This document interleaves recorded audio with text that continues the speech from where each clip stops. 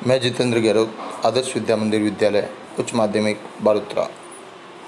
अध्याय 2 मानव तंत्र, हृदय एवं द्विपरिसंचरण तंत्र, भाग 7 में आपका स्वागत करता हूँ। हृदय पेशी उत्कों से बना हृदय मार्ग मांस खोखला व बंद मुट्ठी के आकार का होता है। अर्थात अपन ये कह सकते हैं कि जिस प्रकार एक व्यक्ति की बंद मुट्ठी दिखाई देती है, छोटे से आकार का हृदय दिखाई देता है, जिसके ऊपर दोहरी भित्ति, इसके ऊपर एक हल्की सी पतली सी आवरण रूपी एक संरचना पाई जाती है, जिसे हृदय आवरण अर्थात दोहरी भित्ति के झिल्ली में आवरण द्वारा घिरा हुआ रहता है। इसे हृदयावरण कहा जाता है। हृदय आवरण के अंतर्गत एक द्रव्य पाया जाता है, जैसे कि एक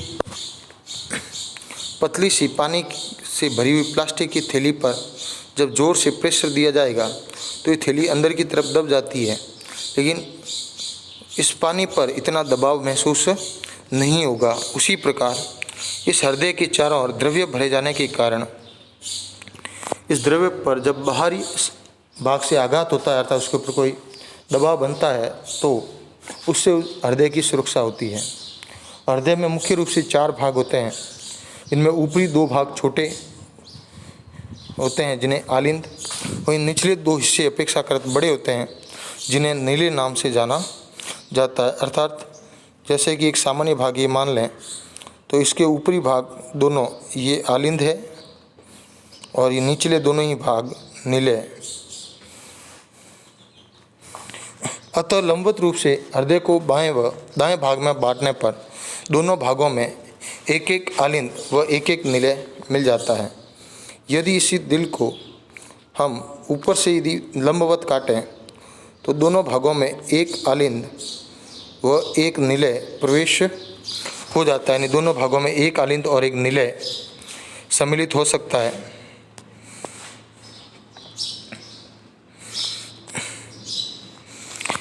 दाहिनी ओर के नीले व आलिंद के मध्य त्रिवलक एंट्रियोकोल वॉल्व अर्थात जैसे कि ये आलिंद व नीले है, इन दोनों के बीच में एक प्रकार का वॉल्व काम करता है।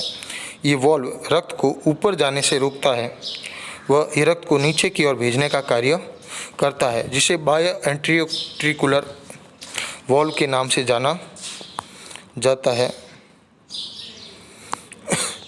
दाहिनी ओर के नीले व आलिंद के मध्य त्रिवलक एंट्रियोकोल वॉल्व पाया जाता है।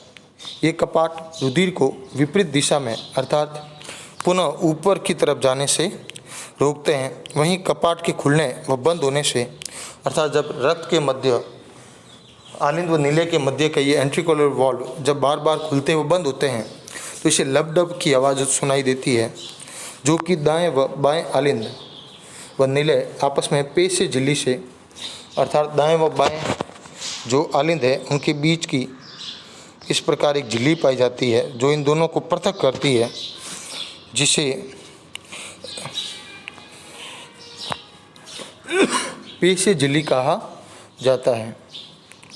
जैसे कि अपन देख सकते हैं आलिंद व नीले लयबद्ध रूप से संकुचन व शिथिलन की क्रिया में संलग्न रहते हैं। अर्थात इन दोनों के बीच में जैसे कि पहले ऊपरी भाग में दबाव महसूस होगा तो ये रक्त निचले भाग में चला जाएगा, लेकिन वहीं अब नीले के अंदर जब दबाव महसूस होगा तो ये रक्त शरीर से बाहर की तरफ भेज दिया जाएगा और जो शरीर के सभी भागों में पहुंचा दिया जाता है।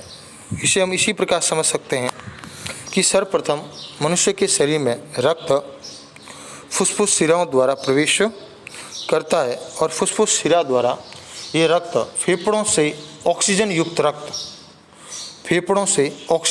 रक्त फुफ्फुस शिरा द्वारा बाएं आलिंद में प्रवेश करता है और इस बाएं आलिंद में प्रवेश ये रक्त एंट्रियोकुलर वॉल्व अर्थात द्विवर्णी कपाट द्वारा बाएं नीले में प्रवेश करता है और बाएं नीले के महाधमनियों द्वारा ये शरीर के सभी भागों में भेज दिया जाता है और सभी भागों में जाने पर ये कार्बोहाइड्रेट के अपघटन की प्रक्रिया को संपन्न करता है और उसी प्रक्रिया के अंतर्गत यह रक्त शरीर के सभी भागों से घूमकर कार्बन डाइऑक्साइड को लेकर ऑक्सीजन को वहाँ मुक्त कर पुनः महाशिराओं द्वारा शरीर के हृदय में प्रवेश करता है और इसी महाशिराओं से ये रक्त पुनः त्रिवलय कपाट द्वारा दाएं नीले में प्रवेश करता है और दाएं नीले से ये रक्त पुनः फुसफुस धमनी द्वारा फेफड़ों तक पहुंचा दिया जाता है। अर्थात इसी प्रकार हम ये कह सकते हैं कि हमारे शरीर में लाया जाने वाला शुद्ध रक्त फुसफुस शिराओं द्वारा शरीर में प्रवेश करता है तो महाधमनी द्वारा वही रक्त शरीर के सभी भागों में भेज दिया जाता है। वहीं शरीर से सभी भागों से बना अपशिष्ट पदार्थ महाशिरा द्वारा शरीर में प्रवेश करता है तो वहीं उसी रक्त को फुसफुस धमनियों द्वारा शरीर के फेफड़े में पुनः भेज दिया जाता है, जहाँ से यह रक्त पुनः शुद्ध होकर वापस शरीर में प्रवेश करता है। इस क्रिया से हृदय शरीर के विभिन्न भागों में रक्त पंप करता है। शरीर से अशुद्ध अपशिष्ट मिला ये रक्त महाशिरा द्वारा दाएं आलिंद में आता है। वहीं दाएं आलिंद में एकत्र होने के पश्चात ये वॉल्व खुल जाते हैं और वॉल्व खुलने के बाद आलिंद से रक्त दाएं नीले में प्रवेश कर जाता है। दाएं नीले के संकुचित होने पर यहाँ से फुसफुस धमनी रक्त को फेफड़ों में ले जाती है और फेफड़ों में श्वसन प्रक्रिया द्वारा यह रक्त पुनः ऑक्सीकृत अर्थात ऑक्सीजन से मिलकर अभिक्रिया करते हैं। वह साफ रक्त फुसफुस शिराओं द्वारा बाएं आलिंद में प्रवेश कर जाता है। यहाँ से ये वॉल्व होते हुए बाएं नीले में प्रवेश करते हैं और नीले के संकुचन के कारण महाधमनी द्वारा ये रक्त शरीर में प्रवाहित होने लगते हैं। ये चक्र निरंतर चलता रहता है और इसी चक्र को हृदय चक्र के नाम से जाना जाता है। हृदय में प्रवेशित होता है। जैसे कि आप यहाँ देख सकते हैं कि सामान्यतः माना जाए कि ये कि फेफड़ों के अंतर्गत पाए जाने वाली कूपिका हैं और वहीं ये मानव हृदय है और ये मानव शरीर के शेष अंग है।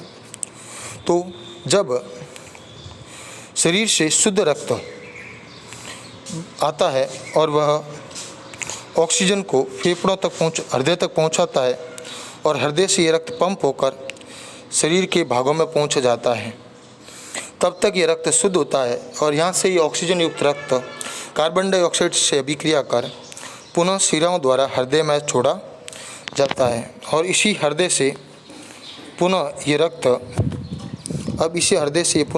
फुसफुस धमनियों द्वारा पुनः फेफड़ों में भेज दिया जाता है। और इस प्रकार एक रक्त का जैसे यहाँ से यहाँ प्रवेश करना, फिर यहाँ से इस तरफ से होते हुए वापस ऊपर, अर्थात शरीर के शुद्ध फेफड़ों में रक्त के शुद्ध होने तक वह हृदय के 2 चक्र पूरे कर लेता है। इसलिए इसे रक्त द्विपरिसंचरण तंत्र के नाम से भी जाना जाता है। ये हृदय में प्रवेशित शुद्ध रक्त तत्पश्चात बाएं नीले से महाशिरा द्वारा शरीर में वापस भेज दिया जाता है। इस प्रकार के परिसंचरण को द्विपरिसंचरण कहा जाता है। ये एक फुसफुसीय, दूसरा दैहिक।